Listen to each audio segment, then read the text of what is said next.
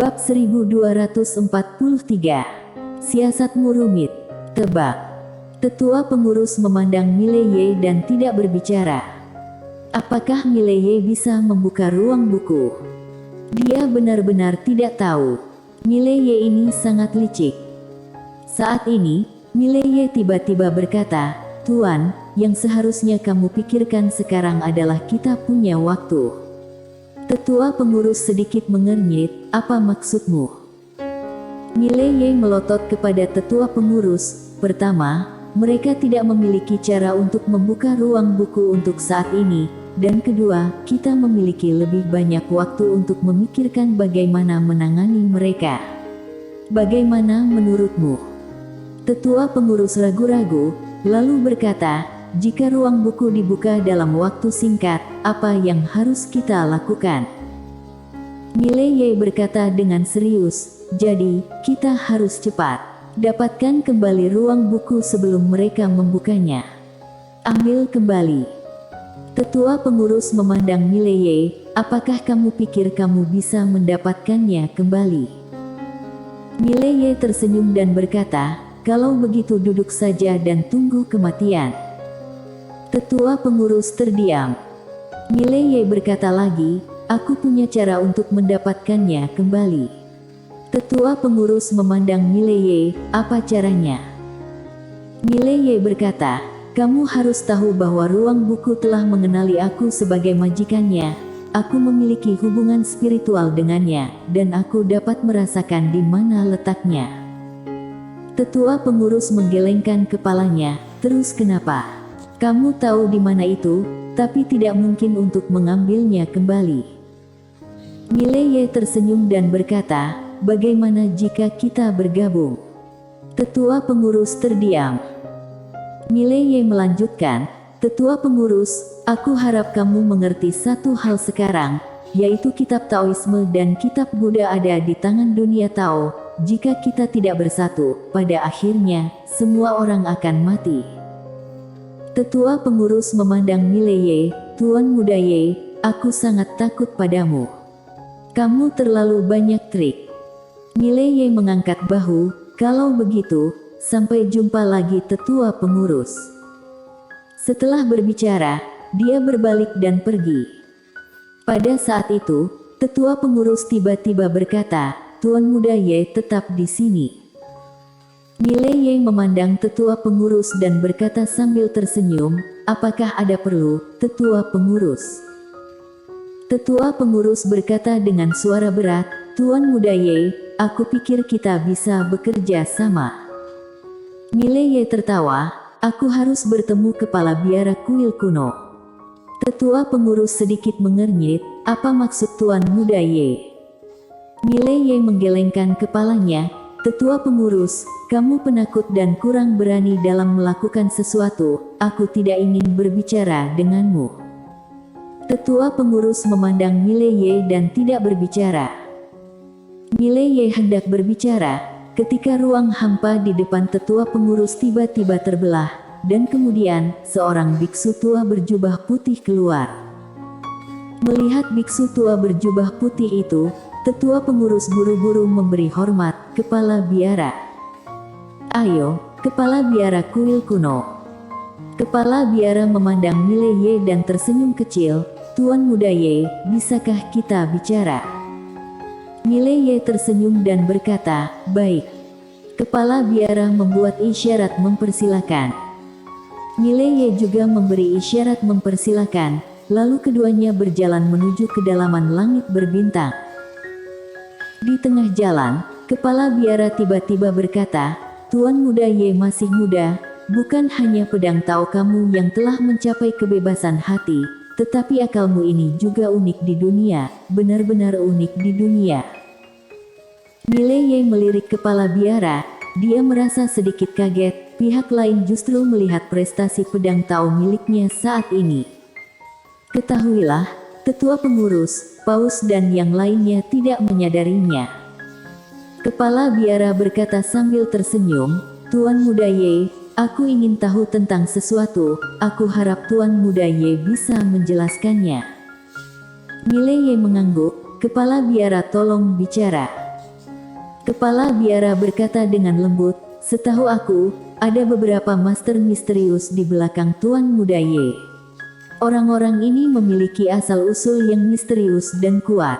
Tapi mengapa tidak ada yang datang untuk membantu Tuan Muda Ye kali ini?" Mile Ye tertawa dan berkata, "Kepala biara boleh menebaknya."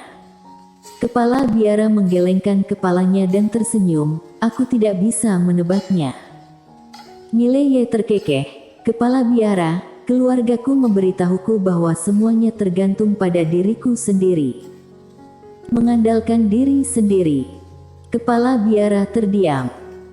Dia secara alami mengerti apa yang dimaksud Mile Ye, yang berarti ada seseorang di belakang Mile Ye, dan alasan mengapa dia tidak bergerak adalah murni untuk melatih Mile Ye. Mile Ye tiba-tiba berkata, "Kepala biara, aku juga punya satu hal yang tidak aku mengerti." Kepala biara terkekeh dan berkata, "Tuan Muda Ye, tolong katakan." Mile Ye menatap kepala biara, "Konon kuil kuno itu sangat misterius, bisakah kepala biara berbicara tentang kuil kuno?" Kepala biara terdiam. Mile Ye tersenyum dan berkata, "Tidak bisakah kamu mengatakannya?" Kepala biara terkekeh, "Karena Tuan Muda Ye yang bertanya, maka aku bisa ceritakan kepada Tuan Muda Ye." Tuan Muda Ye tahu bahwa kuil kuno semuanya adalah orang luar. Semua orang mempraktikkan Dharma, kami dari dunia langit Brahmana. Dunia langit Brahmana juga dikenal sebagai dunia Elysium. Mile Ye sedikit mengernyit, "Dunia langit Brahmana. Di atas dunia Tao." Kepala biara menggeleng, "Bukan." Mile Ye berkata, "Tolong kepala biara mengklarifikasi." Kepala biara mengangguk, "Bagi Tuan Muda Ye, seharusnya ada 4 tempat di alam semesta ini yang Tuan Muda Ye tidak mengerti. Yang pertama adalah dunia langit Brahmana, yang merupakan tempat kelahiran Dharma. Jangankan Tuan Muda Ye, hampir tidak ada seorang pun di dunia Tao yang mengetahui dunia ini. Yang kedua di atas dunia Tao. Di atas dunia Tao adalah kerajaan Dewa Sumeru, yaitu kerajaan kuno, yang telah diwariskan selama hampir 1 juta tahun. Keluarga bangsawan kerajaan ini memiliki darah leluhur yang legendaris, leluhur darah, yang kekuatan garis darahnya hampir tak terkalahkan." Berbicara tentang ini, dia melirik Mile Ye, "Tentu saja, garis darah Tuan Muda Ye juga sangat kuat." Mile Ye tertawa dan berkata, "Garis darahku atau darah leluhur ini, siapa yang lebih baik?" Setelah hening sejenak, kepala biara menggelengkan kepalanya, "Entahlah. Namun, jika aku tebak, seharusnya darah leluhur." Mile Ye tersenyum dan berkata, "Kenapa?" Kepala biara berkata dengan lembut, "Darah leluhur, menekan 10.000 darah, garis darah Tuan Muda Ye mungkin tidak dapat melampaui darah leluhur. Tentu saja, aku tidak tahu detailnya. Tuan Muda Ye mungkin memiliki kesempatan untuk bertemu darah leluhur di masa depan." Mile Ye mengangguk, kepala biara lanjutkan. Kepala biara berkata lagi, "Tempat ketiga adalah dunia peningkatan yang legendaris. Dikatakan bahwa panggung peningkatan ini ada dunianya sendiri, dan di dalam dunianya adalah dunia Sahaloka. Dikabarkan bahwa kitab Taoisme berasal dari dunia ini. Dengan melewati panggung peningkatan ini, maka akan dapat mencapai dunia Sahaloka. Namun, panggung peningkatan ini sangat misterius, karena tidak ada yang tahu di mana itu." Panggung peningkatan. Mile Ye sedikit mengangguk. Dia mengingat tempat ini di benaknya, lalu bertanya, "Di mana tempat terakhir?" Kepala biara berkata pelan, "Dunia Bima Sakti yang legendaris." Mile Ye sedikit mengernyit, "Dunia Bima Sakti yang legendaris. Di mana itu?" Kepala biara tertawa dan berkata, "Aku tidak tahu secara spesifik. Tercatat dalam teks kitab dari kuil kuno bahwa Bima Sakti ini adalah tempat yang sangat misterius. Alasan mengapa dikatakan misterius adalah karena setiap beberapa waktu, di alam semesta kita akan muncul beberapa super jenius, dan perilaku super jenius ini sangat aneh, dan mereka sangat berbeda dari orang-orang di dunia kita.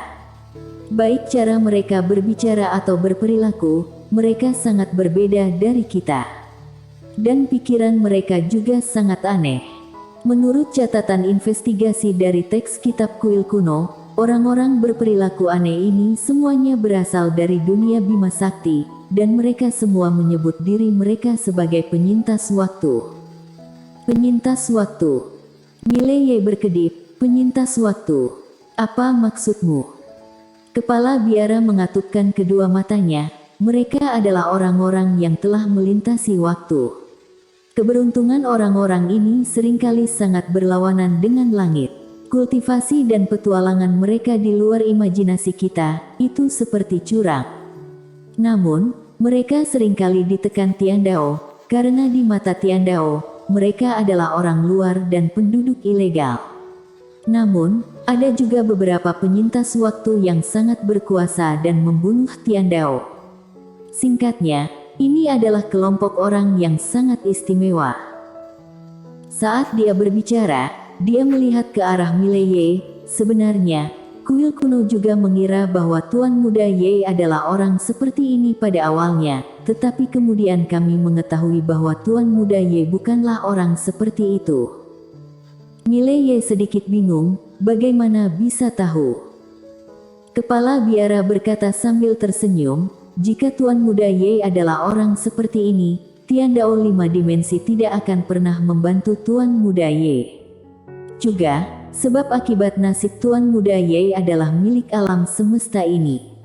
Dalam hal ini, kita masih bisa pasti. Mileye terdiam. Pada saat ini, dia memikirkan seseorang. Seorang gadis kecil dengan tanduk di kepalanya.